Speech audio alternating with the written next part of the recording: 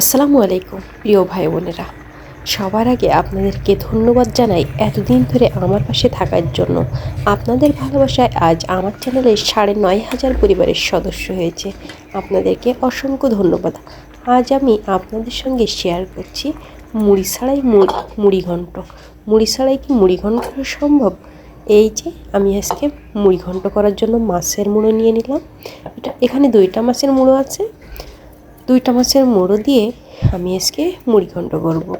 হ্যাঁ, আপনারা কে কে আগে মুড়িঘণ্ট খেয়েছেন কমেন্ট বক্সে জানাবেন। কিন্তু আপনাদের প্রত্যেকের কমেন্টের আমি রিপ্লাই দেব এবং পরবর্তী ভিডিওয় আপনাদের নাম মেনশন করব। এই যে আমি এখন মুড়োগুলো অর্থাৎ মাছের মাথায় আমি হলুদ লবণ মাখিয়ে নিলাম।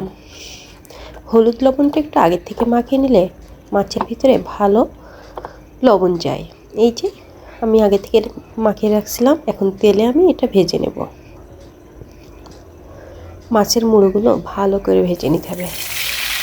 বন্ধুরা, তোমরা আমাদেরকে এতদূর যখন এগিয়ে নিয়ে এসেছো, প্লিজ কষ্ট করে ভিডিওতে একটু লাইক কমেন্ট করে দিও। এই যে আমার মাছের মাথাগুলো ভাজা হয়ে গেছে। এভাবে একটু কড়া করে ভেজে নেবেন। তারপরে আমি একটু করে উঠিয়ে নিলাম। আসলে মাটির পাত্রগুলো খুবই ভালো লাগে দেখতে, এজন্য আমি মাঝে মাঝে একটু মাটির পাত্র ব্যবহার করি। এই যে আমার মাছের মুড়োটা ভাজা হয়ে গেল। এখন আমি মুড়ি ঘন্টের জন্য কড়াইতে তেল দিয়ে নেব। তেলের সঙ্গে পেঁয়াজ, রসুন এবং আদার পেস্টটা দিয়ে একসঙ্গে মশলাটা সুন্দর করে কষিয়ে নেব। আমি এখানে শুকনো লঙ্কার গুঁড়ো ব্যবহার করছি। আপনারা এর সঙ্গে 2-1টা কাঁচামরিচও দিতে পারেন।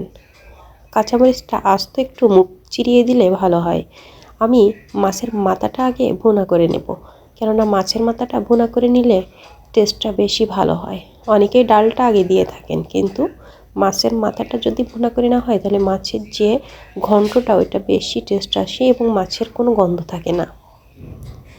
এই যে আমি মাছের মাথার সঙ্গে এবার ডালটা মিশিয়ে নিলাম। ডালটা মিক্সড করে নেব ভালো করে। একটু হলুদের গুঁড়ো দিয়ে দিলাম, কেননা হলুদ ছাড়া তো কালার আসে না।